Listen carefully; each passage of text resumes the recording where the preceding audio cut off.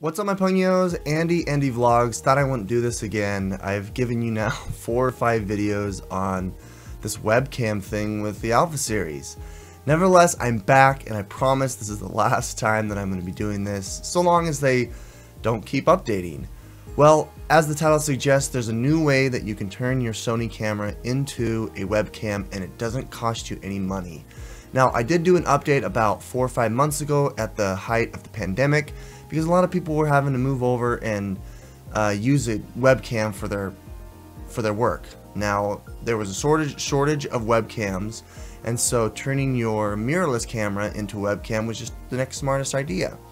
So I showed you that there was a desktop app, imaging desktop app from Sony, that allowed you to manage the camera basically from your desktop. And well, it wasn't the best software. And then I showed you how to configure it, how to use it with OBS, how to use it with Xsplit, how to use it with Zoom. And now I'm going to show you how to do that on those same programs with a new app that they just released. So it all started when I was looking for a 6400 firmware update. I wanted to see if my camera had any updates, and I went to their website and I was like, oh darn it, it hasn't updated since I updated it. But then I was scrolling down and I was looking at the available software and I was like, what is this? Imaging Edge Webcam? Okay, this is kind of cool. I clicked download and here's what it said. It's only available for Windows. Macs doesn't work. You have to have your computer at the latest OS and your camera at the latest firmware. And basically you can use it. You can use it with any E mount, A mount, and even some digital still cameras. If you look at the Alpha series, you've got 61, 63, 64, 65, 66. So sorry 62, sorry 6000, you guys didn't make the mark. But you got your 7 series, you've even got these RX series, which is pretty exciting. Select your specific camera, click download, and it'll start downloading below. Okay, I started downloading it, hit next, agree to the terms and conditions, pick a place where it's going to download, and then you just hit install. It takes less than like a second or a minute to install it. Once it's installed, there really is no interface. It's just plug and play. It turns your camera into a plug and play. Once it's downloaded, you can click that link down below the download button and it'll show you how to use it. Basically, you just plug it in via the USB that they supplied you. That's always a very important point. Sony has their own type of USB that probably is a USB type 3.1 or whatever, so it gives you maximum output. Nonetheless, once you've plugged it in, then you can go to your desired service or software and it just recognizes it. Pull up a Zoom meeting, you go to the camera, and then you go up to where your output for your camera is, and there it is, Sony Edge Imaging. You wait a second, then you have to turn your camera on. Don't forget to wait to turn it on once you've already clicked and run this webcam. Once it turns on, then it just appears. There we go. There's my ugly desk. I was actually surprised. I was like, whoa, I didn't know it was that easy. You can see that my desk is really gross, and there's my monitor that I use, and here's my beautiful face. That's how you use it. It looks really, really good. It supports pretty much any new Alpha series camera with their lens in Zoom.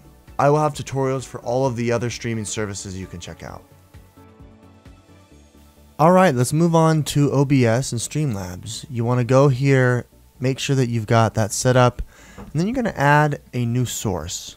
You're going to go into a new video source here on the left. Once you complete that, you're going to go into the source and you're going to select under the device Sony Capture Imaging. Once you do that, it just recognizes it. Hit OK, change the sizing, and there you go. Drop it to the bottom to have all the other widgets show up on top, and there's my beautiful face. Let's move on to Xsplit. It's just as simple. Now showing you Xsplit. Under Xsplit, you're going to go into the bottom left-hand corner where you add a source. You're going to go to Devices, go Video, and then there it is as well. Sony Camera imaging, and it just shows up. Now you can see it right on my face because I'm using Xsplit to capture, and I made it big, and now full screen you can see my beautiful face again. But I'm going to put my desktop to show you what it looks like there on the screen exactly. So now you can see in the software, there's my face, there's my desktop, and it works just fine. Plug and play. I wanted to mention battery life. I've had a chance to stream a couple of times, and I noticed that the battery does not charge fast enough when it's on as it's being used as a webcam. Just like I had with that desktop app, it does drain the battery, but very, very slow because it's obviously using the USB to charge as well as output video. So that conversion is unfortunately not a net positive. It's going to be draining your battery. And so I highly recommend just getting a second battery. Once your camera goes out, take a break in what you're doing, switch batteries, and then it'll do the same thing as well. That's kind of the only caveat here. Otherwise, it's pretty much a very good and viable option. No overheating. I was able to stream for 3 hours. Had a little hiccup within that stream and had to change batteries about 2.5 hours in, and so that's kind of what I tested that my threshold was. Now granted, if you've got different settings, if you've dimmed the back display, which I've noticed is on, then you might be able to conserve some battery as well. So as you may have noticed, I'm actually using this application that I just installed onto the computer with my Sony a6400. It doesn't look bad. It actually gives me a wider angle than what I was used to when I was either using a capture card or when I was using the Sony Imaging desktop app. And I think I know why.